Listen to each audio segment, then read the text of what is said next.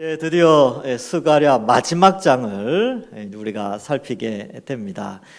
이 마지막 장은 특별히 이제 3주에 걸쳐서 제가 설교를 하려고 합니다. 세 부분으로 나눠서 할 텐데, 이 스가랴의 말씀 가운데 특별히 14장은 요한계시록과도 상당히 많이 좀 연결점이 있습니다. 그래서 이 스가랴를 통하여서 우리가 이 교회가 어떠한 곳인가, 요한계시록이 이제 교회가 어떤 교회의 정체성에 대해서 설명을 하고, 또 미래에 일어날 주의 재림과 최후 심판에 대해서 기록하는데, 바로 그와 관련된 내용들을 우리가 함께 살펴보고자 합니다. 자, 그래서 저는 이 스가랴를 살피면 참 재밌어요. 왜냐하면 이 구약 시대 때도 이 종말에 대해서, 또 교회의 어떤 그런 양면성, 그러한 것에 대해서도 이렇게 잘 기록해 놨구나 라는 것을 좀 많이 살펴보게 됩니다. 학개와 스가랴가 동시대에 활동했는데, 학개는 참 짧게 썼어요. 짧게 썼는데 이 스가랴는 아주 길게, 또 장수는 14장이지만 한 장 한 장의 그 내용이 상당히 좀 깊이가 있는 그런 내용으로 되어져 있습니다. 그래서 오늘 읽은 이 14장의 말씀도 좀 깊이 있게 살펴볼 그런 내용이 됩니다. 앞에 보면 이제 1장부터 8장까지는 환상이 나오고, 9장부터는 예수 그리스도의 초림, 그리고 초림 후에 나타날 현상들, 그리고 그 예수님이 나중에 이제 다시 오셨을 때에 펼쳐질 나라들에 대해서 설명을 하는데, 이 그리스도의 초림과 재림 사이의 기간 가운데 이 예수 그리스도를 믿는 자는 축복을 받아요. 그러니까 하나님의 보호하심과 지키심을 받고, 그러나 그렇지 않은 자들은 큰 심판을 받게 된다라는 것을 이 9장 이하에서 기록하고 있습니다. 그런데 여러분 한번 생각해 봅시다. 우리가 예수님 믿고 나서 늘 좋은 일만 있던가요? 나는 예수님 믿고 나서 고난이 없어졌다, 이런 분 손 들어 보십시오. 일단 저부터 손을 안 들었어요. 예수님 믿고 나면 희한하게 고난의 문제가 온다는 거예요. 고난의 문제. 그래서 이 부분에 대해서 왜 고난이 올까? 하나님은 분명히 지켜주신다고 하시고 축복해 주신다고 하셨는데 왜 우리는 이 고난을 당할까? 라는 부분과 함께, 그러면 하나님이 우리를 안 지켜주십니까? 자, 여러분들 여기 앉아 계시는데 이때까지 하나님이 나를 한 번도 지켜준 적이 없다, 이런 분 또 손 한번 들어보십시오. 없잖아요. 저도 일단 안 들었어요. 또 어떤 면에서 보면 하나님이 내 인생을 또 지켜주신 것 같아. 여기까지 온 거 보니까 여러 가지로 축복해 주신 것들이 많단 말이죠. 그러면 고난은 고난대로 있고 축복은 축복대로 받는단 말이죠. 그래서 여러분 신앙생활을 하면요, 이 양면성, 하나님의 돌보심과 축복과 이런 자비하심이 막 넘치는 부분도 있고, 그런데 또 어떨 때는 막 수고하고 헌신하면서 고난당하고 어려울 때가 온다는 것이죠. 근데 이것이 여러분들의 개인의 문제거나, 혹은 이것이 내가 잘못된 신앙을 가지고 있어서 이런 문제인가 라든지, 아니면 이게 정말로 기독교의 진리가 맞는가라는 의문을 품을 수가 있는데, 성경이 그걸 잘 설명해 놨어요. 성경은 그 두 가지 다가 교회가 맞다는 거예요. 교회는 하나님의 돌보심, 예수 그리스도의 형벌 대속의 십자가로 말미암아 엄청나게 귀하게 탄생된 공동체입니다. 그죠? 그러니까 엄청난 희생을 통해서 만들어진 공동체인데, 당연히 하나님께서 최고의 값진 십자가 보혈의 값으로 우리를 사셨기 때문에 보호하시고 지키시고 돌보시는 것은 당연한 것이죠. 이거는 하나님께서 우리를 지키시고 돌보시는 것이 당연히 나타난다는 것이죠. 그런데 왜 고난이 오느냐 하면, 두 번째, 왜 이 공동체, 하나님이 지키시는 공동체, 하나님이 피값으로 사신 이 공동체에 왜 고난이 오느냐라고 했을 때, 아직까지 이 세상에 죄가 관영해 있고, 그 죄 가운데 우리가 이 땅에서 어쨌든 살아가고, 이 육체가 부활의 몸이 아니라 아직 죄된 몸을 가지고 있음으로 말미암아 이 시대의 정신과 함께 갈등이 유발되어지면서 어려움이 온다는 거예요. 그런 어려움이 있고요. 그리고 교회를, 그리스도의 몸된 교회를 세워나가는데 하나님이 막 기적을 일으켜서 교회 성도들을 모으고 그런 게 아니라 우리의 수고를 통하여서 교회가 성장하도록 하셨어요. 누군가의 수고가 없으면 교회는 성장하지 않습니다. 누군가의 헌신이 없으면 다음 세대들은 신앙을 이어받을 수가 없지요. 누군가의 수고와 헌신이 없으면 교회가 이렇게 세워지지 않습니다. 이렇게 몸으로 노력을 하고 또 물질로 헌신하고 이런 것들이 다 있었기 때문에 교회가 세워져 왔던 것이죠. 그래서 교회는요, 하나님의 한량없는 축복이 그 하나님 나라에서 받는 복을 이 땅에서 미리 받는 공동체이면서 동시에 이 시대 가운데에서 제한된 환경 가운데 어려움을 겪고 이 시대의 가치관과 충돌함으로 말미암아 갈등과 힘든 것이 있다는 것이 또한 이 교회의 양면성, 정체성이라는 것을 우리에게 가르쳐 줍니다. 제가 왜 이 말씀드리냐면 오늘 이 내용이 바로 그 내용을 다루고 있어요. 그래서 우리가 오늘 한번 살펴볼 텐데, 주님이 오시는 그날, 주의 날까지 이 교회가 어떻게 이 하나님의 백성들이 어떠한 삶을 살 것인가를 이 앞뒤 문맥을 통해서 우리가 좀 살펴볼 수 있게 되는 것이죠. 그래서 앞부분에서는 보면 12장, 13장에 보면 이스라엘이 하나님의 백성들이 온 세상을 무너뜨리고 그죠? 이렇게 화로같이 곡식단의 화로같이 많은 나라의 무거운 돌같이 여겨져서 막 사람들이 예루살렘을 향하여 두려워하고 떨고 하나님의 보호하심이 있고 이런 내용이 나오다가 또 그 예수님의 십자가에 대한 그런 내용도 나오고, 그러나 또 예루살렘의 더러움과 죄를 씻는 샘물이 터져 나오고 그런 것들이 있지요. 그리고 우리 지난번에 7절 13장 뒷부분에서는 이렇게 여러 가지 재앙이 있지만 하나님의 백성들은 하나님 지켜주셔서 너는 내 백성이라, 그리고 그 백성들은 하나님은 우리 하나님입니다, 이런 어떻게 보면 언약의 사랑의 고백이 이렇게 등장하는데, 14장에 와서는 또다시 이 교회 공동체 하나님의 백성 예루살렘이 엄청난 어려움을 당하는 내용이 기록되어지게 됩니다. 그래서 1절에 보시면 이렇게 돼 있어요. 여호와의 날이 이르리라. 그날에 내 재물이 약탈되어 내 가운데에서 나누이리라. 뭔가 분위기가 안 좋죠. 그러면 여기 여호와의 날이 이르리라 이렇게 되어 있는데, 이게 원문에는 조금 다르게 되어 있어요. 히브리어 원문에는 보라 이렇게 되어 있어요. 보라, 뭔가를 보라는 거죠. 보라, 여호와를 위하여 그날이 오리라 이렇게 기록되어 있습니다. 그러니까 여호와의 날이 이르리라 그러면 이제 감동이 없는데 우리에게 주의를 끄는 거예요. 자, 들어보세요. 자, 보라, 이게 보라 그러면 이제 뭘 보여줘야 보는데, 여기서 이제 표현이 그런 거예요. 자, 잘 들으세요. 여호와를 위하여, 하나님을 위하여 한 날이 이르게 됩니다 라고 시작을 하게 되는 것이지요. 그 날이 어떤 날이냐? 여호와를 위한 날인데 그의 백성들이 고난을 받게 됩니다. 근데 왜 여호와의 날인가? 뒤에 나와요. 자, 그날에 네 재물이 약탈되어 내 가운데 나누이리라. 내가 이방 나라들을 모아 예루살렘과 싸우게 하리니 이렇게 되어져 있지요. 그래서 이 그날이 오리라, 여호와를 위한 그날이 언제냐라고 했을 때 이것은 루터도 그렇게 해석을 했는데, 그리스도의 초림과 재림 사이에 복음 시대 혹은 교회 시대를 상징한다라고 표현합니다. 그러면 예수 그리스도로 말미암아 형성된 새 이스라엘 백성, 새 예루살렘인 우리가 이런 어려움이 닥쳐지게 된다라는 것을 표현하고 있습니다. 그래서 네 재물이 약탈되어진다라는 것은 예루살렘의 재물을 의미하는데, 이 예루살렘은 신약 시대에 예수 그리스도를 모퉁이 돌로 세워진 새 예루살렘을 의미하게 됩니다. 그래서 그리스도가 모퉁이 돌이 되시고 유대인과 이방인이 이제 서로 지어져 가면서 성전을 이루어져 가지요. 그런데 그러한 재물들이 빼앗겨지게 되는 것입니다. 그래서 교회가 주님 오실 때까지 고난의 길을 걸어가는 운명을 상징적으로 이 전쟁 이미지를 통해서 보여주게 됩니다. 근데 여기 2절에 보니까 내가 이방 나라들을 모아 예루살렘과 싸우게 한다. 누가 그렇게 하냐면 하나님이 그렇게 한대요. 하나님이 예루살렘 보호해야 되는 거 아닙니까? 그런데 어떠한 날에, 그 날에는 어떤 일이 벌어지냐면 세상의 나라와 하나님의 백성인 예루살렘과 전쟁이 있을 것이다. 이것을 설명하고 있어요. 지금 이 내용은 구약의 BC 6세기 그쯤 되는 거예요. BC 6세기에 스가랴를 통하여서 앞으로 어떤 날이 오는데, 여호와를 위한 한 날이 오는데, 그 날은 하나님의 백성과 세상 나라 간에 전쟁이 있을 것이다. 이것을 표현하는 거예요. 근데 그 날이 뭐냐 하면 이제 우리 신약 시대를 살아가는 우리는 예수 그리스도의 초림과 재림 사이에 교회 시대에서 교회 공동체와 세상과의 큰 싸움이 있을 것을 기록하고 있는 것이지요. 이 싸움은 우리가 이제 칼을 들고 총을 들고 하는 그런 싸움이 아니에요. 우리의 싸움은 혈과 육에 속한 것이 아니라 이 세상 권세와 이 공중 권세 잡은 자들과 이 악한 영들에 대한 큰 전쟁을 의미하게 됩니다.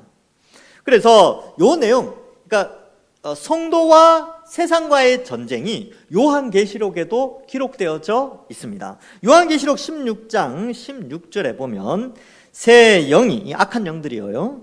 이 새 악한 영들이 히브리어로 아마겟돈이라 하는 곳으로 왕들을 모으더라. 이렇게 돼 있어요. 왜? 최후 전쟁을 하기 위해서. 그래서 최후 전쟁은 아마겟돈.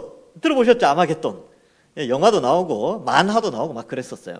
근데 이 아마겟돈이 무기또를 의미하는 곳인데, 근데 이 장소가 큰 전쟁이 일어났고 슬픔의 장소였기 때문에 상징적으로 이 아마겟돈이라는 용어를 쓰는데, 이 여기에서 최후 전쟁이 일어날 것이다라고 요한이 예언을 했어요. 근데 이 요한계시록 16장의 이 아마겟돈 전쟁은 20장에 또 묘사됩니다. 요한계시록 20장에 보면 7절 이하에 보면 천전이 참에, 천년 왕국이 있죠. 천년이 차는데 그 천년 왕국이라는 것이 그리스도의 초림과 재림 사이의 기간, 이걸 의미합니다.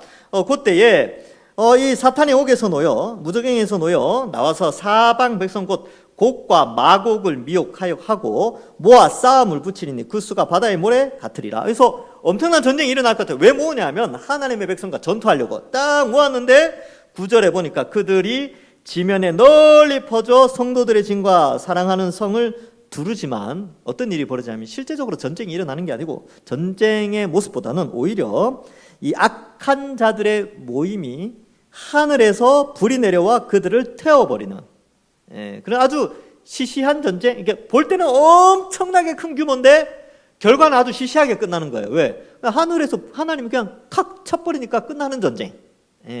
그거를 이제 이 아마겟돈 전쟁, 최후 전쟁으로 묘사하고 있습니다. 근데 이 전쟁이요, 요한계시록에만 나온 것이 아니고 에베소서에는 서신서에도 나오고요. 또 여기 구약 성경에도 이 마지막 전쟁에 대해서 계속 기록합니다. 이 마지막 전쟁은 뭐냐 하면 그리스도의 초림과 재림 사이에 교회가 이 악한 세상과 싸워 복음을 전하면서 치러야 되는 전쟁들이에요.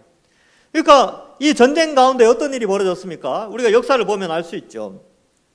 우리 1세기부터 4세기 초반까지 기독교가 로마에 공인되기 전까지는 엄청난 박해가 있었습니다. 그래서 사람들은 숨어서 지하 동굴에 살기도 하고 거기서 신앙생활 하다가 일찍 죽고 그런 일들이 많이 있었죠. 그러나 또 이 종교의 자유가 좀 주어지자마자 또 이 4세기 초에 기독교가 공인되고 5세기 들어서자마자 100년 후에 바로 이 기독교가 이상한 종교다원주의 형태로 바뀌어져 버리게 되고, 참된 신앙을 이야기하는 사람들은 출세를 하거나 성공을 하는 것이 아니라 그냥 그들은 조용히 지내게 되는 좀 안타까운 시대가 거의 중세시대까지 이끌어오게 되는 것이죠. 그러나 그 가운데 하나님이 또 걸출한 자들을 택하여 종교개혁을 일으키게 되는데, 종교개혁하면서 어떤 일이 일어난지 아십니까? 루터는요, 성경 번역하기 위해서 꼴짝에 갇혀서 감금 생활을 했습니다. 스스로 감금됐죠. 왜? 잡히면 죽을 수도 있으니까. 그래서 이 독일의 제가 거기 가봤는데 거기서 성경 번역한 방도 제가 이렇게 봤어요. 봤는데 거기서 갇혀서 지내는 거예요. 갇혀서. 얼마나 힘들었을까요? 칼빈도 마찬가지죠. 뭐 종교 개혁자들이 다 그렇게 했고, 나중에 종교 개혁이 일어나서 100년쯤 뒤에는요, 결국은 카톨릭하고 전쟁을 하게 됩니다. 전쟁하면서 무수한 숫자, 수십만 명이 유럽에서 죽게 됩니다. 그래서 뭐 어느 기록에 보면 파리에 가면 센강이라고 있어요. 세느강, 옛날엔 세느강 이렇게 했는데 센강이 피로 물들었다고 할 정도로 기독교인들이 또 카톨릭하고 전투 가운데 피가 엄청나게 흘려지는 그런 시절도 있었습니다. 우리나라는 어떻습니까? 우리나라에 기독교가 들어올 때 복음 들고, 빛의 복음을 들고 우리나라에 딱 들어왔을 때 어땠습니까? 모든 사람들이 우와, 드디어 복음이 왔군요, 환영합니다, 그랬습니까? 아니요. 유교라는 엄청난 장막 안에서 엄청나게 박해를 당했죠. 그래서 옛날에 이렇게 이제 뭐 저희 집안 이야기는 아닌데 어떤 분 이야기 들어보면 제사 안 지낸다고, 예수 믿고 제사 안 지낸다고 막 가문에서 쫓겨나고, 며느리 막 악한 며느리 들어왔다 그러고, 며느리가 예수 믿으니까 이 집안을 말아먹으려고 예수쟁이 며느리 들어왔다고. 우리 믿음의 선배들이 1세대 믿음의 선배들이 그렇게 핍박을 당했습니다. 엄청 고난 당했죠. 그런데 이렇게 고난의 때 가운데서 하나님이 어떻게 하셨습니까? 지켜주셨죠? 지켜주셨어요. 오히려 더 복을 주셨습니다. 그 고난이, 그러니까 교회가 이런 양면성이 있어요. 엄청난 어려움이 있고 고난과 박해와 순교의 순간도 있었지만 그러한 가운데 하나님은 또한 교회를 오히려 지켜주셔서 성도가 더 번성할 수 있도록 그렇게 해 주셨습니다. 그래서 이거는 기독교 2000년 역사 속에서 세계사에 엄청나게 많이 찾아볼 수 있어요. 박해와 고난의 시기를 거치지만 하나님께서 축복해 주시는 것이지요. 자, 그래서 하나님께서 이 전투를 이끌어 가십니다. 그래서 2절은 이 전투가 참 치열하다라는 것을 보여줍니다. 2절에 보면 이방 나라들을 모아 예루살렘과 싸우게 하리니 성읍이 함락되어 지게 되는 것이죠. 가옥이 약탈되어집니다. 여러분, 가옥이 약탈된다는 것은 여러분 가진 거 다 뺏긴다는 뜻이에요. 여러분 재산 얼마 정도 있죠? 그죠? 그만큼 있잖아요. 그거 다 뺏긴다고 생각해 보세요. 두렵죠. 이 전쟁이 그래서 무서운 겁니다. 근데 이 표현을 쓰는 거죠. 너희가 가진 거 다 뺏긴다. 그 다음에 부녀가 욕을 당한대요. 이것도 굉장히 끔찍한 일이죠. 그리고 성읍 백성 절반이나 사로잡혀 포로로 가는 거죠. 여러분, 우리가 가서 남의 집에 포로로 사는 거예요. 포로로. 우리가 생각하는 건 인권 이런 거 없어요. 때리면 맞아야 되고요. 잠 못 재우면 잠 안 돼요. 또 너희들이 뭘 또 그렇게 합니까? 그러니까 아주 비참한 인생을 살게 되는 것이죠. 그래서 우리가 생각해 볼 때 아니 예루살렘인데 하나님의 백성인데 왜 이 싸움이 일어나서 왜 지게 될까? 왜 죽게 될까? 왜 죽음의 고통이 일어날까? 이렇게 생각될 수 있지요. 그러나 이러한 고난 가운데 2절 끝에 보면 남은 백성이 있어요. 남은 백성. 하나님의 택한 남은 백성이 있게 됩니다. 이 장면은 여러분 요한계시록에 또 아주 오버랩되는 장면이 있어요. 이제 어제 하고 지난 수요일 날 요한계시록 11장을 했는데 거기에 보면 두 증인이 나와요. 두 증인은 이제 두 사람. 예수님께서 제자들 파송할 때 둘씩 보냈죠. 전도하러 나갈 때. 그리고 신명기 말씀에 보면 법정인 증인, 예수 그리스도의 십자가와 부활의 증인, 재림의 증인으로서 다시 오신다는 그 약속의 증인으로서 두 사람씩 이제 두 사람의 증인이 필요한데 그 두 증인을 상징으로 이 두 증인은 교회가 되는데 이 교회가 나가서요 엘리야와 모세처럼 막 엄청난 불을 뿜고 이게 하늘을 닫고 물을 피로 변하게 하고 막 입에서 불이 나가는 그런 엄청난 능력을 가졌는데 무정에서 올라온 짐승하고 싸워요. 강력한 세력과 싸워서 지게 됩니다. 이게 요한계시록 11장에 나오게 되고 결국 그 두 증인이 죽어요. 그래서 요한계시록 11장 7절 8절에 보면 그들이 두 증인이 그 증언을 마칠 때 무적행으로부터 올라오는 짐승이 그들과 더불어 전쟁을 일으켜 그들을 이기고 그들을 죽일 터인즉 그들의 시체가 성 길에 있으리니 그 성은 영적으로 하면 소돔이라고 하고 애굽이라고도 하니 곧 그들의 주께서 십자가에 못 박히신 곳이라. 그러니까 소돔, 애굽, 유대인이 사는 예루살렘. 그러니까 건물 예루살렘이 이 상징적인 새 예루살렘이 아니라 옛날 예루살렘, 유대교가 중심을 자리 잡고 있는 그 예루살렘 있죠. 이러한 소돔, 애굽, 유대교의 예루살렘 이것은 기독교인을 박해하는 또 타락하게 만드는 그러한 장소입니다. 근데 그러한 것과 전쟁을 치러서 져요.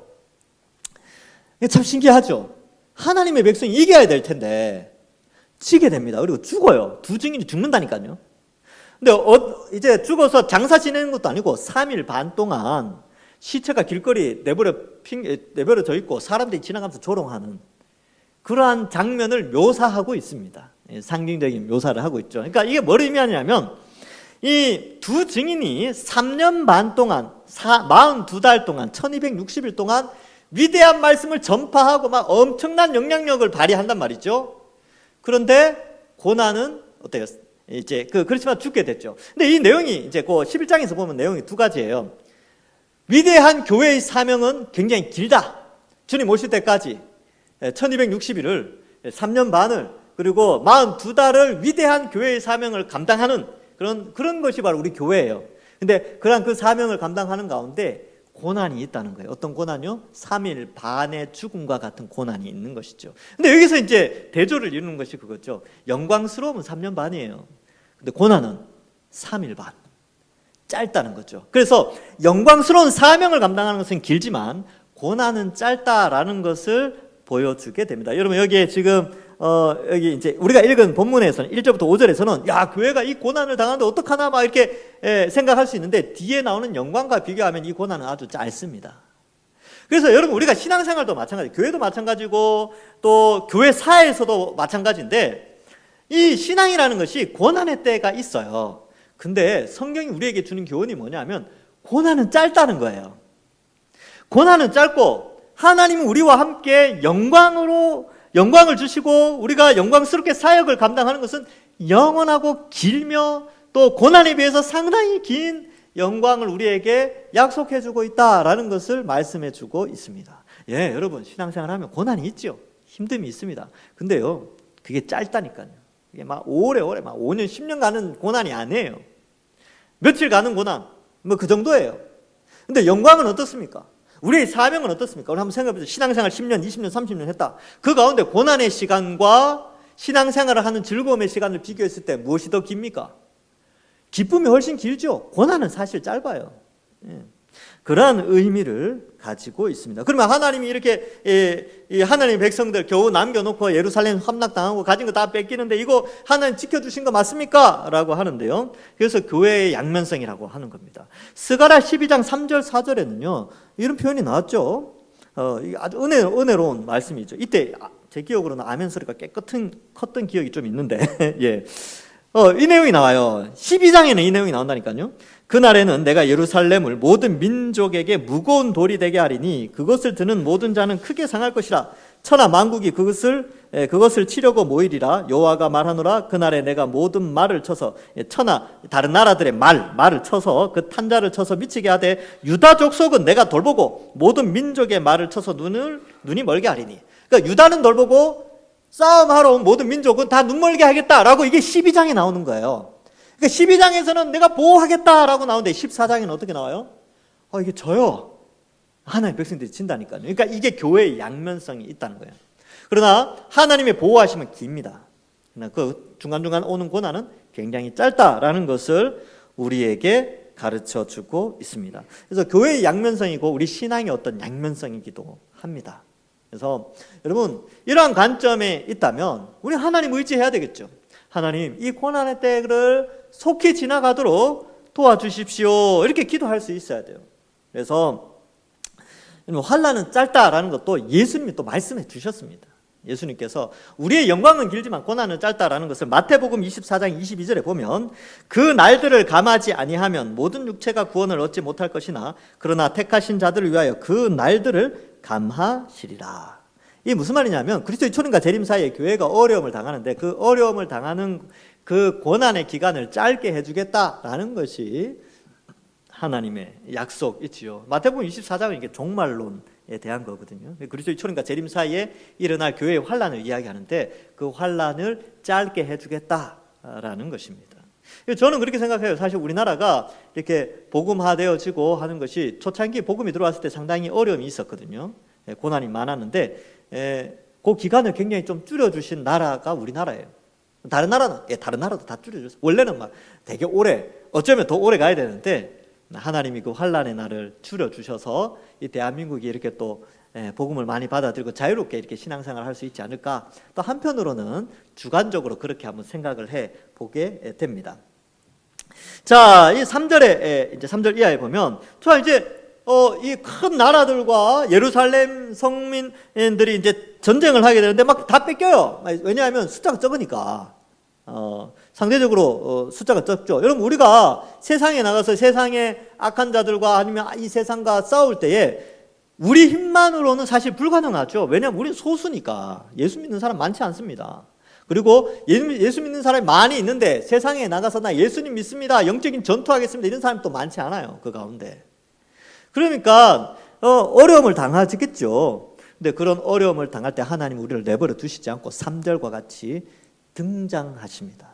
그래서 보시면 3절에 그때에 여호와께서 나가사 이렇게 되어 있죠. 그래서 여호와께서 나가서 싸워 주십니다. 이거는 이 전쟁이 사실 우리의 지식과 경험에 의한 전쟁이 아니라 하나님이 하나님의 백성들을 돌보시는 하나님의 전쟁이에요. 여호와의 전쟁이에요.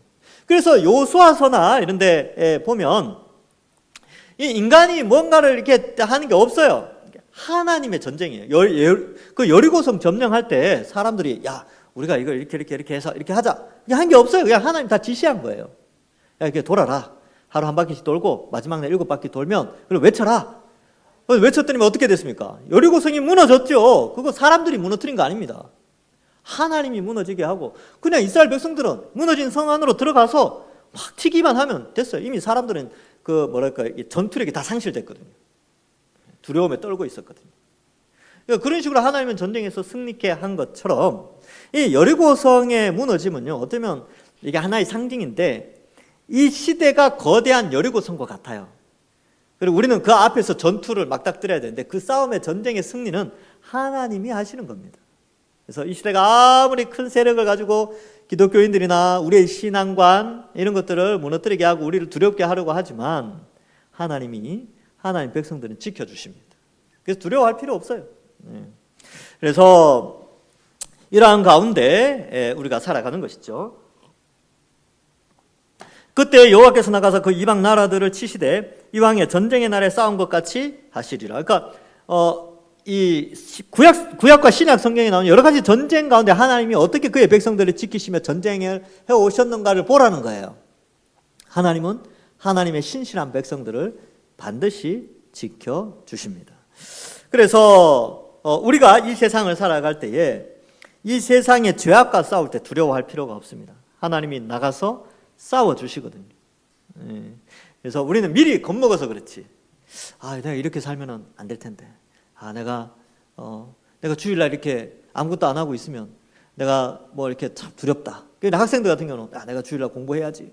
아니면 뭐 우리 직장인들 내가 자기 개발해야지. 내가 뭔가를 해야 내 인생이 책임져질 텐데. 내가 막 그 두려우면서 이렇게 생을 살아간단 말이죠. 근데 여러분, 하나님께서 우리를 예수 그리스도의 십자가 보혈의 피로 건져 주셨어요. 하나님 자녀 삼아 주셨잖아요. 백성 삼아 주셨죠. 그러면 아끼겠습니까? 안 아끼겠습니까?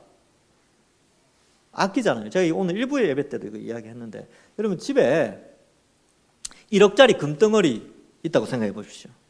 제가 이제 그 백화점에 어디 가니까 금을 이렇게 해놨더라고요. 이렇게 봤는데 그때 가격이 9,900 뭐 얼마였어요. 몇백만 원. 그러니까 1억에 가깝죠. 그러니까 바가 이렇게 있더라고요. 야, 저게 1억이라고? 내가 그렇게 생각했다니까요. 근데 그걸 여러분들이 샀다고 생각해 보십시오. 어떻게 다루시겠습니까? 냄비 받침으로 쓰시겠어요? 1억짜리 냄비 받침. 그럴 거 아닐 거 아니지 않습니까? 어떻게 해요? 집에 금고를 두든지 어디 하여튼 소중한 데 보관할 거 아닙니까? 하물며 성자 하나님이 이 땅에 육신으로 오셔서 피를 흘려주셔서 우리를 사셨다니까요. 성경이 그 용어를 써요. 너희를 샀다. 보혈로, 예수 그리스도의 십자가 보혈로 샀다고 표현을 해요. 그러면 우리를 아끼시겠습니까? 안 아끼시겠습니까? 당연히 아끼시죠. 그러니까 그 개념을 가지고 여러분 우리가 그런 개념이 있으면 내 앞에 아니면 나의 미래에 대한 두려움이 있죠. 그 다음에 내 자녀들에 대한 두려움이 있어요. 얘가 어떻게 앞으로 잘 될까 말까 뭐 잘 클까 말까 이런 두려움이 있단 말이죠. 부모님들은 다 그래요. 그런데 하나님께 맡기는 거예요. 왜? 하나님이 앞장서서 해결해 주시면 모든 게 끝나는 겁니다. 잘 해결해 주시는 거죠. 그래서 세상은 자기들이 자기 앞길을 준비하고 자기들이 자기 자녀들을 책임져야 되니까 늘 스트레스 받고 힘들고 막 고민하고 그걸 해결하기 위해서 막 분주하게 움직이지만 우리는 그냥 하나님께 맡기고 우리가 할 일만 하면 되는 거예요. 성실하게 그 자리에서 최선을 다하고 예수님 잘 믿고 자녀 믿음으로 잘 키우고 기도하고 그렇게 하면 되는 거예요. 그러면 하나님이 그 인생 책임져 주십니다. 그래서 이러한 부분들에 있어서 여기 나오죠. 하나님이 나가사. 여러분 하나님이 나가면 끝나는 거예요. 여러분들 고민, 염려, 걱정, 근심 이 세상과의 이 갈등 그 속에서 막 힘들고 어렵죠. 죽을 것 같을 때도 있단 말이죠. 스트레스 때문에. 근데 그때 하나님이 딱 나가면 끝나는 거예요. 예, 모든 게 해결됩니다. 그래서 여러분 힘들고 어려울 때 이제 오늘 말씀 생각하면서 하나님 한 번쯤 나오실 때 된 것 같습니다. 하나님 나와 주십시오. 그렇게 기도하면 된다니까요. 하나님이 나오실 때가 되셨습니다. 도와주십시오. 그리고 그렇게 기도하는 거예요. 그 하나님이 나가면 하나님이 다 해결해 주십니다. 우리가 생각하는 것과는 해결 안 될지 모르지만 하나님이 가장 좋은 길로 인도해 주십니다. 제가 창세기를 하면서 특별히 야곱, 아브라함, 야곱, 이삭은 좀 괜찮게 살아가지고 특별히 큰 감동은 없었어요. 근데 아브라함과 이삭은 굉장히 좀 역동적인 인생을 살았거든요. 근데 그들의 선택을 보면 정말 어처구니 없는 선택을 할 때가 많았어요. 근데 놀랍게도 그 어처구니 없는 선택 속에서 하나님이 그들을 끝까지 책임지시고 지켜주시는 모습을 창세기를 통해서 본단 말이죠. 우리 인생도 마찬가지입니다. 우리 인생도 때로는 정말로 말도 안 되는 선택을 하면서 정말 어리석게 살아가요. 하나님 보실 때는. 그런데 그 가운데 하나님이 택한 백성들은요, 가장 좋은 길로, 선한 길로 인도하십니다. 그리고 그들이 인생을 돌아보면서 고백하죠. 내가 인생 가운데 참 거친 인생을 살아왔지만 하나님이 지금 이 시간까지 선하게 인도하셨다. 그렇게 고백하시고 다들 이제 주님 만나 뵈시는 분들이 많단 말이에요. 그러니까 하나님이 나서시면 하나님의 택한 백성들은 지켜주십니다. 그래서 여기도 보면 하나님이 전쟁날에 싸우신 것 같이 우리를 위하여 싸운다라는 것이죠. 그래서 여러분 고난이 올 때 이런 생각하는 것도 좋습니다. 연단의 때구나. 그리고 하나님이 나서시기 위해서 내게 고난이 오는구나. 그러니까 내가 너무 편안하면 우리가 어때요? 하나님 굳이 뭐 이렇게 편안한데 나설 필요가 있겠습니까? 제가 알아서 하겠습니다. 이렇게 교만할 수 있단 말이죠. 근데 내가 감당할 수 없는 고난이 딱 다가오면요, 하나님 의지해요. 하나님, 평소 때는 하나님 나서 주십시오 이런 말 잘 안 하다가 너무 힘드니까 하나님 이제 나서셔야죠. 나서실 때 됐습니다. 그렇게 기도하는 겁니다. 그래서 고난이 때로는 우리에게 굉장한 유익을 줄 때도 있습니다. 저는 그 고난이 때로는 상당히 우리의 신앙을 도약시키는 그런 기회가 된다. 그렇게 봅니다. 그래서 이러한 것들을 우리가 잘 이해해야 되는 것이죠.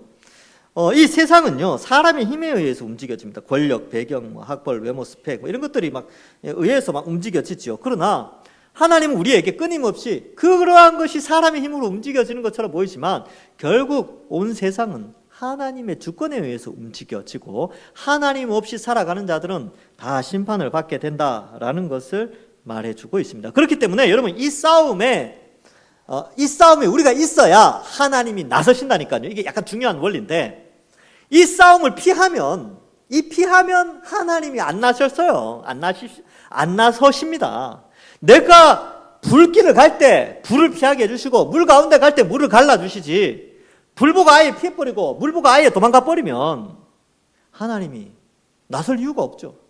이게 뭘 의미하냐면 여러분 우리가 그리스도인으로서 세상을 살아갈 때에 불과 같은 위협과 물 가운데 다니는 같은 어려움 속에 뛰어들 때에 그 고난에 막닥뜨릴 때에 하나님 움직이며 기적을 보여주신다라는 것을 말해줍니다. 이게 뭐냐 하면 신앙을 위한 고난, 주를 위한 고난에 뛰어들 때 주께서 나서십니다. 이상한 고난 있잖아요. 자기가 잘못해가지고 어리석어서 당하는 그런 고난 말고 하나님의 나라, 거룩한 백성으로서의 삶 때문에 당하는 신앙 때문에 오는 박해와 핍박, 이것을 의미합니다. 그때는요 하나님이 나서십니다. 자, 그래서 우리의 생존을 책임져 주시는 기적의 하나님이시다라는 것을 우리가 기억해야 합니다. 자, 4절에 보시면 이제 하나님이 나서시는데 아주 멋있게 나서셔요. 이제 상징적인 표현인데 이미지를 좀 생각해 봐야 됩니다. 4절에 보면 그날에 그의 발이 예루살렘 앞 곧 동쪽 감람산에 서신다. 이 감람산은 상당히 상징적인 의미가 있지요. 그래서 이 감람산, 예루살렘 성전 동쪽에 있는 산, 그래서 감람산인데 이 감람나무는 올리브 나무예요. 몸에 좋은 거죠, 올리브. 그래서 감람나무 열매들 밭을 이루는 그런 산인데 거기에 한가운데 동서로 거기에 이제 하나님이 서시는 거예요. 근데 이 장면은 저는 이 장면을 보면서 하나님이 감람산에 서신다? 이 감람산은 예수님이 서셨던, 성자 하나님이 이곳을 아주 애용하셨던 장소라는 것을 좀 떠올리게 됐어요. 그래서 이 누가복음에 보면 누가복음 21장 37절에 예수께서 낮에는 성전에서 가르치고 밤에는 나가서 감람원이라 하는 산에서 쉬셨습니다. 감람원, 감람산, 감람동산에서 쉬셨다는 것이죠. 누가복음 22장 39절에는요 예수께서 나가사 습관을 따라 감람산에 가심에 제자들도 따라갔어요. 그러니까 예수님이 쉬시던 곳이 감람산이었습니다. 거기 가서 이제 스트레스 좀 풀고 잠시 숨 좀 돌리고 그러셨던 것이 감람산이죠. 그런데 이 감람산에서 쉬신 것만도 아니고 감람산에서 제자들에게 엄청난 메시지도 전달해 주셨습니다. 마태복음 24장 3절에 보면 예수께서 감람산 위에 앉으셨을 때 제자들이 조용히 와서 이르되 우리에게 이르소서 어느 때 이런 일이 일어나겠사오며 또 주의 임하심과 세상 끝에는 무슨 징조가 있으리까 하면서 말할 때 24장에 보면 예루살렘의 멸망, 건물 예루살렘이 로마에서 멸망할 거 이야기하시고 마지막 때 예수님 오시기 전에 어떻게 징조가 나타날 것인가 그걸 감람산에서 쫙 말씀하시죠. 그러니까 여기 나오는 것처럼 여호와께서 감람산에 서셔서 이제 그 큰 일을 하시는 것처럼 예수님이 그 일을 하셨죠. 근데 이 감람산이요 또 놀라운 것은 예수님이 승천하신 곳입니다. 그래서 사도행전 1장에 보면 예수님이 이제 승천을 하시죠. 그리고 제자들이 감람산에서 돌아오게 예루살렘으로 돌아오게 되지요. 그래서 가르치시고 예수님이 성자 하나님이 쉬시고 성자 하나님이 말씀을 가르치시고 그또 이제 겟세마네 동산이 있죠. 감람산에 겟세마네 동산에서 기도하시고 또 거기에서 승천하시고 다시 오심을 약속하신 그 감람산. 그래서 이 감람산은 굉장히 주의 다스림, 통치, 약속의 장소, 가르침의 장소 그러한 의미가 있습니다. 그래서 거기에 서시죠. 그래서 이 여호와의 날, 그날은 그리스도의 초림과 재림 사이의 기간인데 그리스도의 통치, 2000년 전에 예수님이 오셔서 이 일들을 감당하신 것이죠. 근데 그 가운데 이제 상징적인 표현을 쓰는데 그게 갈라진대요. 감람산이 갈라진대. 아래 위로 북쪽과 남쪽으로 갈라지고 그 사이에는 골짜기가 생기는 거죠. 근데 그 골짜기로 하나님의 백성들이 피하게 되는 것입니다. 여기 보면 이 골짜기가 남북으로 옮기게 되고 5절에 보면 너희가 그 산골짜기로 도망하되 유다왕 우시야 때에 지진이 나서 도망하던 것 같이 하리라 이렇게 되어져 있습니다. 여러분 우시야 시대 때 지진이 아주 큰 지진이 있었어요. 아모스 1장 1절에 보면 유다왕 우시야 시대에 곧 이스라엘 왕 요아스의 아들 여로보암의 시대, 여로보암 2세예요. 여로보암 시대에 지진 전 2년에 이렇게 표현되어 있죠. 그러니까 우시아 시대 때 큰 지진이 있었던 것 같아요. 그때 사람들이 막 골짜기로 도망가고 막 그랬나 봐요. 근데 그 장면을 연상하면서 감람산이 큰 지진에 의해서 갈라져서 중간에 골짜기가 생길 것이다. 근데 지금 아직까지 그대로 있어요. 감람산이. 그러니까 이거는 상징적인 표현이죠. 그래서 골짜기가 갈라져서 그 골짜기가 대피의 장소, 피난의 장소, 지진을 피해서 이동했던 것처럼 바로 마지막 심판 때 또 세상과의 전쟁 가운데 하나님께서 피할 수 있는 장소를 허락해 주신다라는 것을 말씀해 주고 있습니다. 그래서 여기 보면 너희가 그 산골짜기로 도망하되 라고 했는데 이 너희는 예루살렘의 남은 자가 되는 것이죠. 그래서 도망하게 되고 5절 끝부분에 보면 그렇게 되어져 있습니다. 나의 하나님 여호와께서 임하실 것이요. 그러니까 감람산이 막 지진이 일어나서 갈라지고 거기에 하나님이 임하게 된다라는 표현을 쓰시게 되는 것이죠. 그래서 이 그리스도의 초림이냐 재림이냐 몰라요. 모르지만 마지막 때 뒤에 흐름을 보면 또 마지막 때와 연결되어져 있고 요한계시록과 연결해 보면 마지막 최후 전투, 교회와 세상과의 전투 속에 주께서 임하실 날이 있다라는 것을 보여주게 되는 것입니다. 그래서 주님이 임하셔서 이 악한 자들을 다 불못에 던져 넣었죠. 요한계시록 20장 9절과 10절에 보면 그들이 지면에 널리 퍼져 성도들의 진과 사랑하는 성을 두르매 하늘에서 불이 내려와 그들을 태워버리고 아까 살펴봤죠. 또 그들을 미혹하던 마귀가 불과 유황못에 던져지니 거기는 그 짐승과 거짓 선지자도 있어 세세토록 밤낮 괴로움을 받으리라. 주님이 임하시면 주님이 나가서 싸우시면 최후 심판까지 모든 것을 주께서 책임져 주신다라는 것을 표현하고 있습니다. 그러면 자 성도들이 엄청난 박해를 받는 교회 시대. 그러나 그 가운데 12장에 보면 하나님께서 늘 지켜주신다라는 약속. 그러나 이것이 영원한 것이 아니라 여호와께서 임하셔서 끝낼 날이 있다는 거예요. 그의 백성들을 골짜기에서 보호하시듯이 그의 백성들을 보호하시면서 마지막 심판의 때가 있다라는 것을 말해주고 악한 자들은 다 불못에 던져지고 하나님의 백성들은 어떻게 됩니까? 하나님이 그들을 이제 세워주시는 것이죠. 그래서 5절 끝에 보면 모든 거룩한 자들이 주와 함께 하리라. 그래서 이 땅에 임하신 하나님과 또 그를 따르는 하나님의 백성들이 함께 있는 거예요. 이 장면도 요한계시록에 나오죠. 요한계시록 21장 2절에 보면 내가 또 봄에 거룩한 성 새 예루살렘, 우리죠, 우리가 하늘로부터 하나님께로부터 하늘에서 내려오니 그 준비한 것이 신부가 남편을 위하여 단장한 것 같더라. 그래서 요 상징적인 그림이 뭐냐면 예수님 믿고 돌아가신 우리 믿음의 선배들 지금 영혼으로 하나님과 함께 있잖아요. 근데 예수님 재림하실 때 그들도 함께 오게 됩니다. 그리고 육체를 가지고 부활의 몸으로 영생을 하게 되는 것이죠. 유다서 1장 14절에도요 이렇게 기록되어 있어요.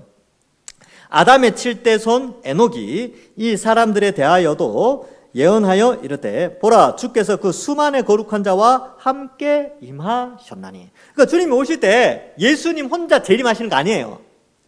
예수님을 믿는 수많은 영혼들이 함께 이 땅에 오면서 육체를 가지게 됩니다. 이 내용이 어디에 나오느냐? 고린도전서에 나와요. 고린도전서 15장 51절 52절에 보면 보라 내가 너에게 비밀을 말하노니 우리가 다 잠잘 것이 아니오 마지막 나팔에 순식간에 호련이 다 변화되리니 나팔 소리가 나면 죽은 자들이 썩지 아니할 것으로 다시 살아나고 우리도 변화되리라. 이 죽은 자들이 누구냐면 이미 그 영혼이 하나님과 함께 있는 자들이 있죠. 데살로니가전서 4장 16절 17절 이거 이제 예수님 오실 때 우리가 부활한다는 거 안 믿을까 봐 한 번 더 사도 바울이 또 한 번 강조하는 거예요. 데살로니가전서 4장 16절 17절에 보면 주께서 호령과 천사장의 소리와 하나님의 나팔 소리로 친히 하늘로부터 강림하시리니 그리스도 안에서 죽은 자들이 먼저 일어나고 그리스도 안에서 죽은 자들 이제 우리 믿음의 선배들이죠, 그렇죠? 우리가 여러분들이 장래 치루었던 우리 믿음의 선배들 그들이 지금 영혼으로 하나님과 함께 있다니까요. 근데 예수님이 천사장의 소리와 나팔 소리로 이 땅에 오실 때 먼저 죽은 자들이 먼저 일어난대요. 먼저 일어난다는 게 부활의 몸으로 변화되어진다는 거예요. 그 후에 우리 살아남은 자들도 예수님 맞이할 때 살아있는 사람들이죠. 함께 구름 속으로 끌어올려 공중에서 주를 영접하고 다시 새하늘과 새 땅 가운데 살게 되는 것이죠. 지구가 완전히 변화되니까. 그러한 계획을 하나님이 우리에게 알려주셨습니다. 그러니까 하나님이 이제 마지막에 한번 나서시면 이제 끝납니다. 주님 오실 날이 멀지 않았습니다. 말씀을 맺습니다. 여러분, 교회는 양면성이 있어요. 그건 어떤 양면성이 있느냐? 하나님의 돌보심, 지극한 사랑으로 애정으로 교회를 돌보십니다. 근데 이 교회라는 공동체는 그 하나님의 돌보심 가운데 사명이라는 것을 감당을 해야 돼요. 거룩하게 살고 복음 전하고. 근데 그렇게 세상 속에서 하다 보니까 고난이라는 또 하나의 면을 맞닥뜨리게 됩니다. 근데 그것이 죽음에 이를 수도 있고요. 엄청난 고난을 의미합니다. 전쟁과 같은 것이죠. 그러나 그러한 고난은 아주 짧다. 하나님의 돌보심은 영원한 것이죠. 그래서 너무나 힘들 때 또 하나님이 나서실 때가 있다는 것입니다. 우리 인생 가운데서도. 그러나 하나님이 마지막에 나서실 때 최후 전쟁, 이 아마겟돈에서의 전투와 같은 그리스도인들과 이 세상의 악한 것들과의 전투, 영적인 전투 가운데 주님은 나서시는데 마지막 최후에 나서실 때는 그주의 재림으로 말미암아 이 세상은 다 심판받고 우리는 영생과 새하늘과 새 땅에서의 복락을 누리게 해주신다라는 것이 이제 뒤에 그 내용을 살필 건데 그렇게 우리에게 말씀하고 있습니다. 이러한 하나님의 돌보심을 우리가 믿고 여러분 우리 인생 가운데 때로는 한 주간 살아가면서 근심과 걱정, 염려 많이 있죠. 가정, 직장, 자녀들 생각하면 고민될 때가 있는데 하나님이 나서셔서 역사해 달라고 그렇게 기도하시고 하나님이 우리를 아끼신다는 사실 잊지 마시고 이번 한 주간 온전히 당당하게 세상 가운데서 그리스도인으로서 살아가시는 우리 모든 주의 백성들 되기를 주님의 이름으로 간절히 축원합니다. 기도하겠습니다. 하나님 감사합니다. 우리를 하나님의 자녀로 삼으시고 보호하시고 돌보시며 또한 지켜주시는 은혜 감사합니다. 때로는 고난 가운데 있지만 주께서 나서셔서 우리와 함께 싸우시고 우리를 돌보아 이 죄악의 싸움에서 승리하도록 또한 인도하여 주옵소서. 최후 승리 바라보며 살아가는 영원한 천국 소망하며 살아가는 저희들 되게 하여 주실 줄 믿사오며 이번 한 주간도 돌보시고 지켜주실 줄 믿사옵고 예수님의 이름으로 기도하옵나이다. 아멘.